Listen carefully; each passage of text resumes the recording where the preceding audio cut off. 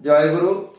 আমি ষষ্ঠী সেবক বার্তা থেকে দর্শক মণ্ডলীকে আমার আন্তরিক শুভেচ্ছা ও ভালোবাসা জানাচ্ছি। আমি এখন ষষ্ঠী সেবক বাহিনী কর্ণধার ডাক্তার সুখেন্দু পানিকে পেয়েছি।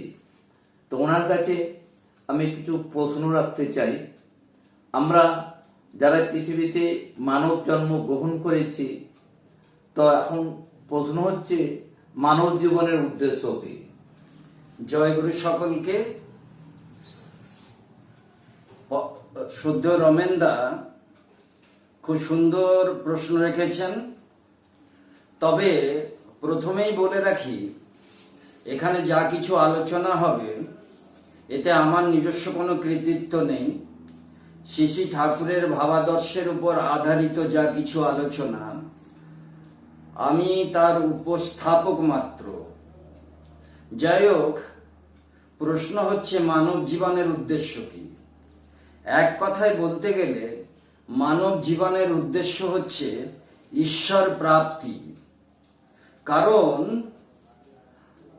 এই বিশ্ব ব্রহ্মাণ্ডের যা কিছুই ঈশ্বরের সৃষ্টি, এবং আমরা সমুদায় মানবকুলও ঈশ্বরের সৃষ্টি। যেমন নদী বহু পথ পরিক্রমা করে অবশেষে সাগরে গিয়ে মিশে যায়, ঠিক তেমনি মানব জীবনও বহু পথ পরিক্রমা করে অবশেষে সেই ঈশ্বরেই গিয়ে মিশে যায়।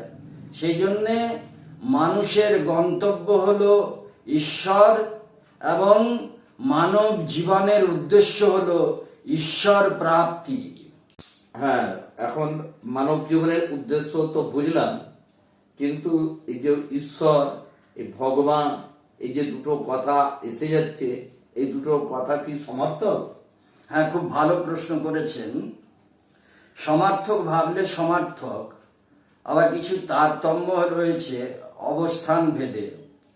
যেমন ব্যক্তিত্বে কোনো তারতম্য নেই, কিন্তু অবস্থানে তারতম্য আছে। ঈশ্বর নির্গুণ নিরাকার। এই নির্গুণ নিরাকার যখন ঈশ্বর যখন সগুণ এবং সাকার হন, তখন তাকে ভগবান বলা যেতে পারে।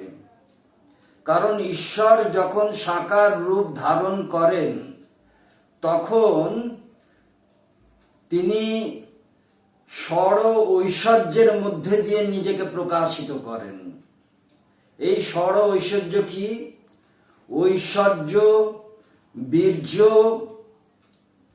জ্ঞান, বৈরাগ্য, শ্রী ইত্যাদি।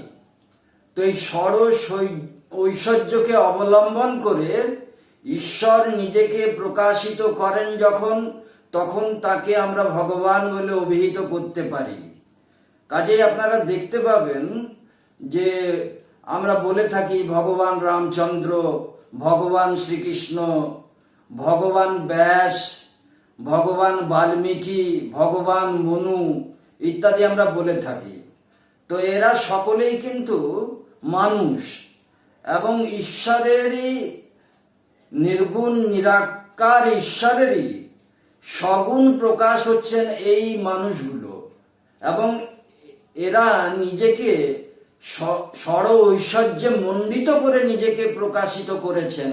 সেই জন্য এদেরকে আমরা ভগবান বলতে পারি।